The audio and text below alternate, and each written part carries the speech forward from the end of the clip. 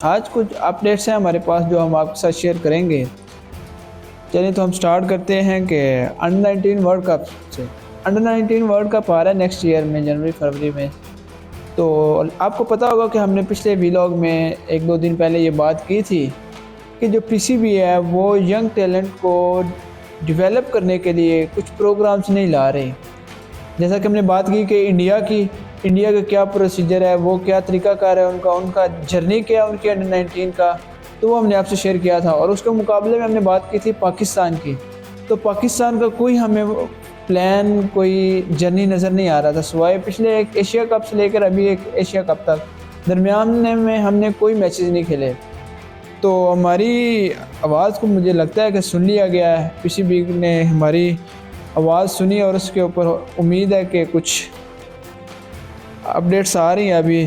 तो आप जानते होंगे कि वर्ल्ड कप जो है वो ज़िम्बाब्वे और नामीबिया में है। तो उसी हिसाब से, उसी तरीक़ेकार से पीसीबी ने एक ट्राई सीरीज़ अरेंज की है जिसमें अफ़गानिस्तान और ज़िम्बाब्वे और पाकिस्तान शामिल है। तो ये बिल्कुल उसी वेन्यूज़ पे खेली जाएंगी जहाँ पे अंडर 19 वर्ल्ड कप खेला जाएगा। तो ये एक बहुत अच्छा कदम है पीसीबी की तरफ से कि उन्होंने ये सीरीज़ अरेंज करवाई ताकि प्लेयर्स वहाँ की कंडीशंस को जान सकें, उससे बिल्कुल इन्फॉर्म्ड हो सकें कि कैसी पिचेस होंगी, क्या सूरत हाल होगी, क्या कंडीशंस होगी। तो उसके लिए ये बहुत अच्छा कदम है।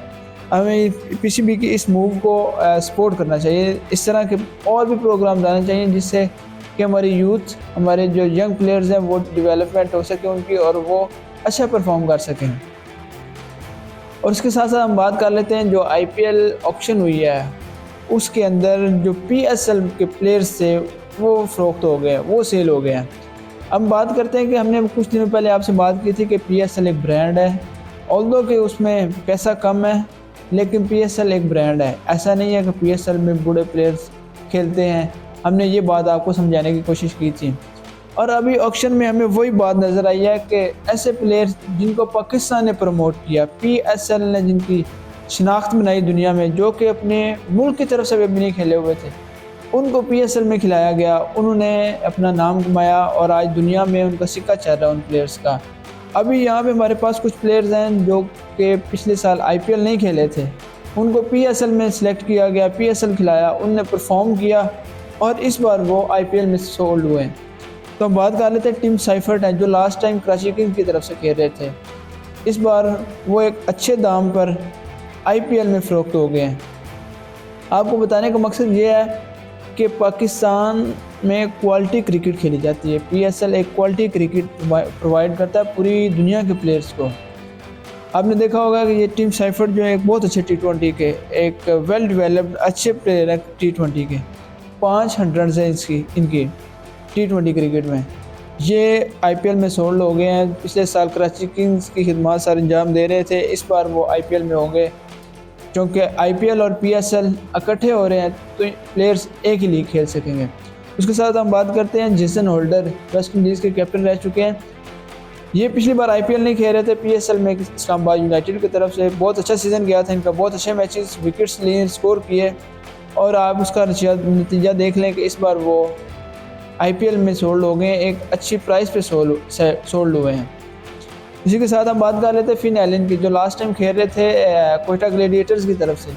लास्ट टाइम वो आईपीएल नहीं खेले, कोयटा ग्लैडिएटर्स की तरफ से पीएसएल खेले और इस बार वो आईपीएल में सोल्ड हो गए। आपको ये चीज़ें बताने का हमारा मकसद ये है कि आप देखें कि पीएसएल जो है वो छोटे प्लेयर्स को प्रमोट करता है, अच्छे प्लेयर्स बना कर दुनिया के सामने पेश करता है, प्लेयर्स की शनाख्त पैदा करता है दुनिया में शनाख्त पैदा किया। और आप देख लें कि आईपीएल में वो सोल्ड हो गए। जहाँ पे आईपीएल में बहुत बड़े बड़े नाम सोल्ड नहीं हुए, नहीं ख़रीदे जा सके, वहाँ पे ऐसे प्लेयर जिन्होंने लास्ट टाइम पीएसएल में परफॉर्म किया था और दुनिया को बताया था, वो प्लेयर्स आज आईपीएल में सोल्ड हो गए। और लास्ट में हम एक बात कर लेते हैं कि रिसेंटली एक अपडेट आई थी कि पीसीबी चेयरमैन ने एलसीसी ग्राउंड को ना रेनोवेट करने का कुछ प्लान दे रहे हैं, कह रहे हैं कि हम इसको ओवल की तर्ज पे बनाएंगे।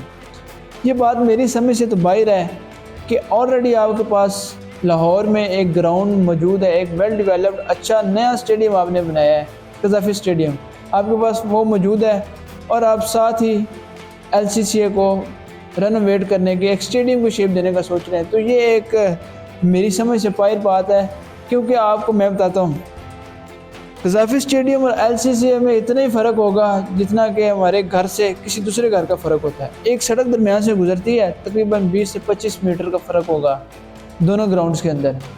एक सड़क का फासला और एक ग्राउंड मौजूद है, स्टेडियम मौजूद है, उसके साथ हम दूसरा स्टेडियम बनाने की कोशिश कर रहे हैं।